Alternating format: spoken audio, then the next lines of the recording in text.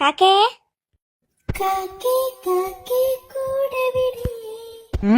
എങ്ങനെ?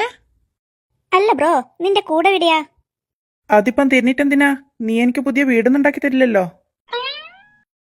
ഞാൻ നിന്നെ കണ്ടപ്പോൾ ചുമ്മാ ചോദിച്ചതാ. എന്റെ കൂട് ആ ചക്കരമാവിന്റെ കൊമ്പിലാണ്. ആണോ?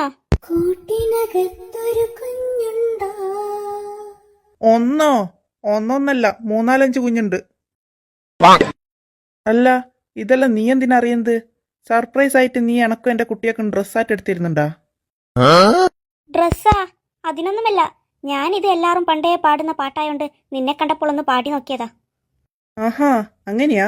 എന്നാ ബാക്കി എന്നാ പാട്ട് ഒന്ന് പാടിയേ. അതോ?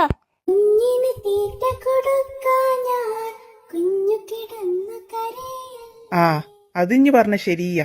കുഞ്ഞിന് തീറ്റ കൊടുത്തിക്കില്ലെങ്കിൽ കുഞ്ഞ് കിടന്ന് കരഞ്ഞിടും. അത് വല്ലാത്ത കരച്ചൽ തന്നെ ഇരിക്കും. ഇനി ഇഞ്ഞ് ബാക്കി പാട്.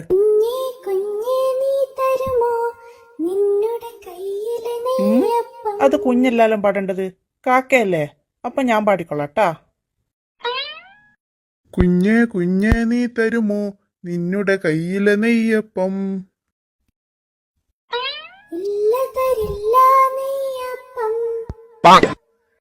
അതെന്താ തരാത്തത്? അതോ? അത് നെയ്യപ്പാണെങ്കിൽ ഞാൻ തരുവേനു. പക്ഷെങ്കിലേ എന്റെ കൈമേൽ നെയ്യപ്പല്ല ഉള്ളത്, പിസയാ, പിസ. ഈ പണ്ടുള്ള കുട്ടികളെ കൈമേലി നെയ്യപ്പം ഉണ്ണിയപ്പൊക്കെ ഉണ്ടാകുക. പക്ഷെങ്കിൽ ഇപ്പോഴത്തെ കുട്ടികളെ കൈമേലില്ലേ ഈ പിസയും ഷവർമയും ഒക്കെ ഉണ്ടാകുക.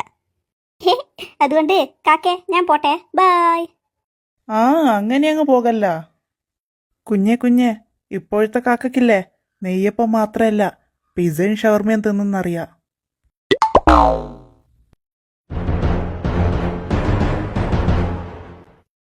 അയ്യോ, കാക്കേ പറ്റിച്ചോ? അല്ല പിന്നെ കാക്കയോട് അവരുടെ കളി. Batil kamar ya mor